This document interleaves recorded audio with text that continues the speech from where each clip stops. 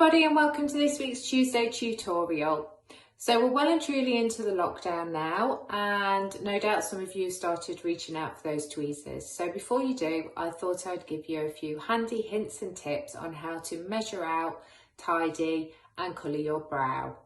So to do this, what you're going to need is some cleanser, some damp cotton wool, a pair of tweezers and some scissors, a long piece of thread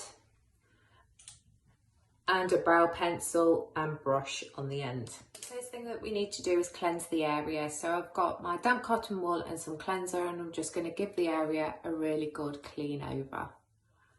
Okay, good time to do this actually is when you've come out of the bath or the shower, because your skin is nice and warm, the pores are open, so it helps to alleviate any discomfort when you come to tweezing. So now the area is nice and clean, I'm going to begin to shape and map. So our next job is to map out the brow. This will give you an idea of where the bulb should start, where the arch naturally sits in your brow, and where the tail finishes. Now, everybody's brows are completely different because our face shapes are different and we're also not symmetrical from one side to the other.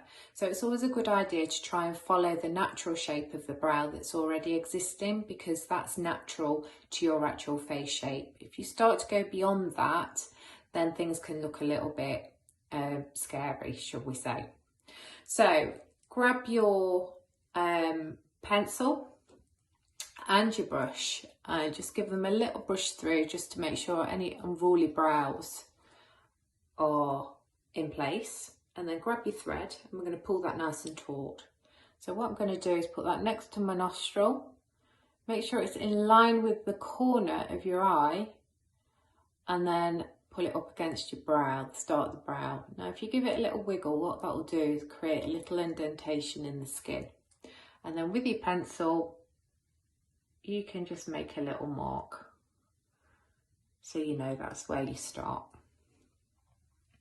Okay, using your thread again, we're going to go to the side of the nostril, directly in line with the corner of the eye. Give a little wiggle against the end of your brow, and that'll give you your indentation, your little indicator to where your brow should finish. Pop a little dot, and then again, so for the arch, look straight ahead, keep your head straight, and then corner of your nostril through the pupil, and then give a little indentation, and then place a little mark.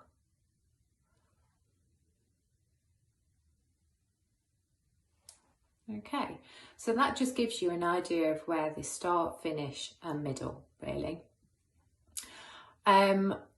Do exactly the same on the other side, and then we'll join up the dots. So as you can see, I've joined up the dots. That gives you a really good guide as to where to start tweezing. So anything that is below the line, you want to remove. Anything above that, really, you want to leave as forming the main part of your brow. Particularly if you have quite a sparse brow naturally, it's a good way of helping you to avoid taking too many hairs out and making that sparse brow even thinner. So when it comes to tweezing, grab your pair of tweezers, give them a good wash, because generally they do live in the bottom of our makeup bags and only tend to see the light of day when we're wanting to take some hairs out. So give them a clean, and that way it just avoids us transferring any bacteria onto the skin. So with tweezing, to avoid discomfort, it's all about the stretch.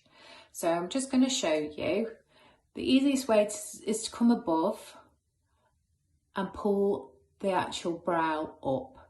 That way it's actually going to lift any hair that's there, allowing it easier to grab the hair with the tweezers. Also, it exposes the line, so you can see any strays much easier.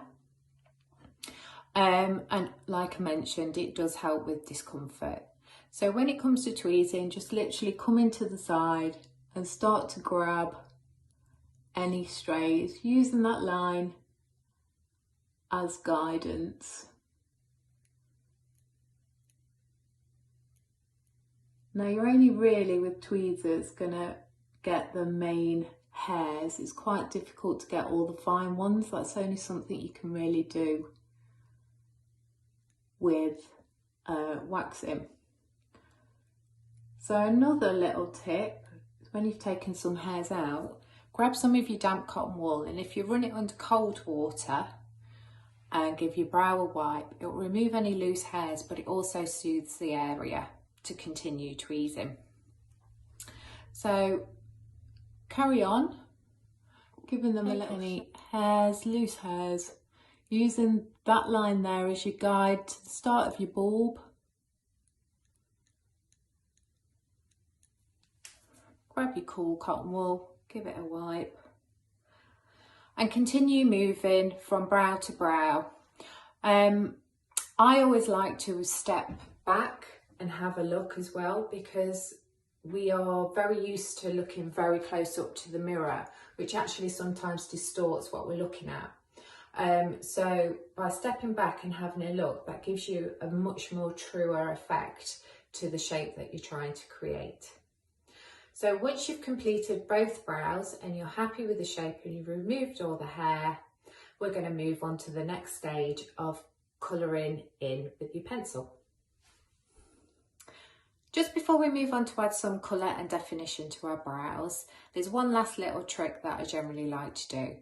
For some reason, we all have the odd brow that tends to grow about 2 inches long and appears from nowhere. And if you're anything like me, I also have some grey hairs that have suddenly started appearing in my brow. And now, rather than plucking them out and removing them, which is going to make my brow look more sparse and gappy, I give them a little trim. So if you just use your brush and just brush your brows in an upward direction, that'll expose any of your longer hairs. And if you also grab your tweezers, then you can just trim the ends of those longer ones, just neatening them up slightly. Okay, and then you can just give them a brush again. And then you're ready for your pencil. So I'm using my Ardell medium brown pencil. This is great because it's also got a slanted edge, so that helps you. Now when we're applying our pencil, you don't want to be too harsh, and again you want to follow the natural shape of your brow. So with quite a feathery stroke, just start to gap fill.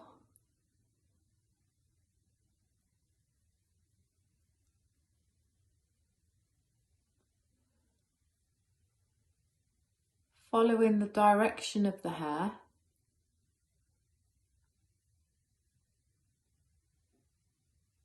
Down to the tail. Okay, and then same with this one. Add in a bit of colour. Now this tends to be my unruly brow, which I have a slightly flatter arch. Tends to be a little bit more sparse underneath. So just feather through.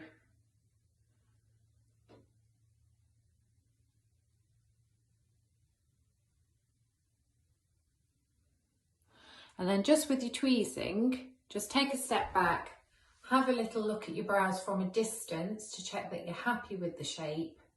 And then if you need to, you can continue adding some colour and some shape where you need to. Now that I'm happy with the final shape, colour and definition of my brows, I'm going to move on to my lash and brow growth accelerator.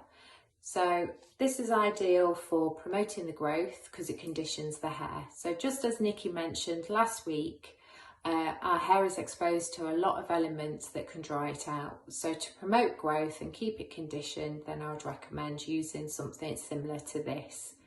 So using the mascara wand, just give them your brows a little brush over, This helps to keep unruly brows in place.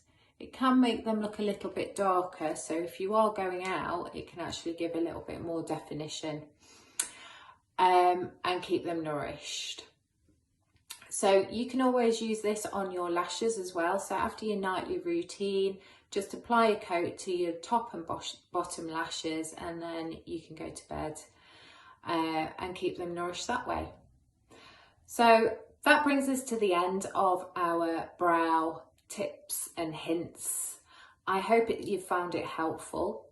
So good luck. Remember that always sisters and never twins, and stay safe, and we will look forward to seeing you very soon. Take care. Bye.